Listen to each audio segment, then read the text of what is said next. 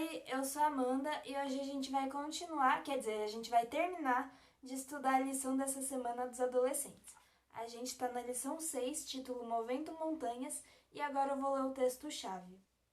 Se alguém quer vir após mim, negue a si mesmo, tome a sua cruz e siga-me. Mateus 16, 24.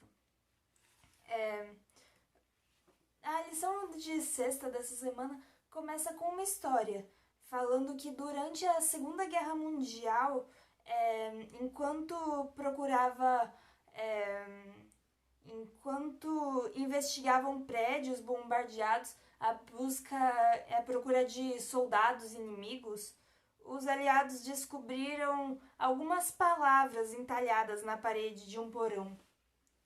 E elas provavelmente tinham sido escritas por um judeu que ficava se escondendo naquele local, né? E ele disse, estava escrito na parede, né?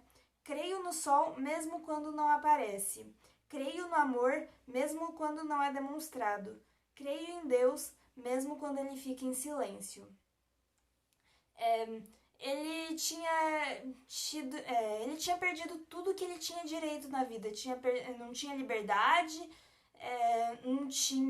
não podia sair, né? Ele diz, creio no sol, mesmo quando não podemos vê-lo. Ele realmente quase não podia ver o sol, né? Ou não devia ver quase nunca o sol, né? E coisas básicas que ele tinha o direito de ter aquelas coisas, né? E ele perdeu essas coisas. E mesmo assim ele continuou com uma fé tão forte que era capaz de mover montanhas, né? E mover as montanhas da dúvida e do sentimento de perda. E a fé move montanhas, isso é fato. A gente já falou isso diversas vezes ao longo dessa semana, né? O título é esse.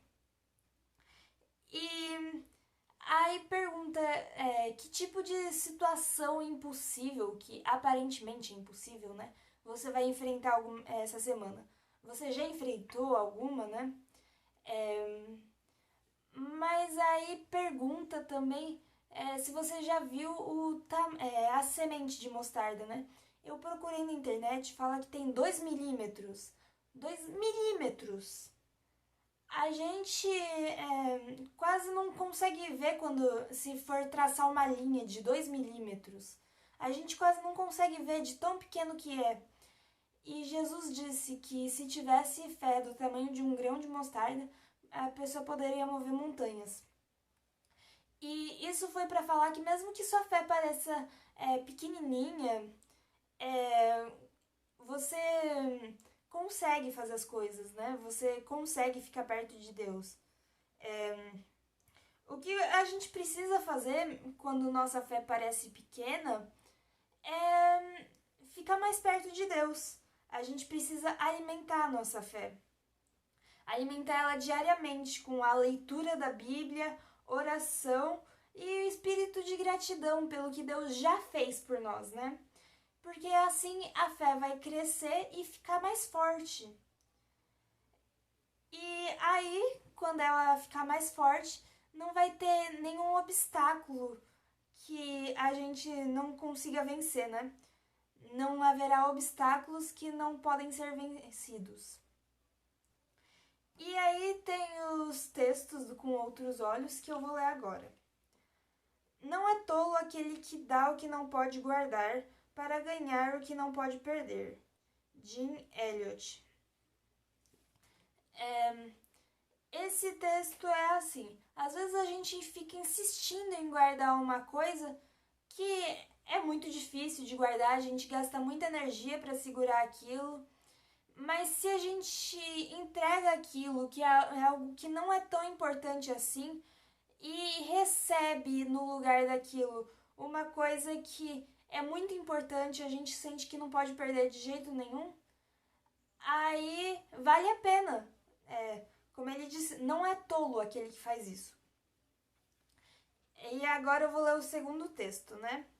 Pela fé você pode mover montanhas, porém o mais importante não é mover as montanhas, mas ter fé. Arthur Cotton Brook. E aqui, já é autoexplicativo o texto, né?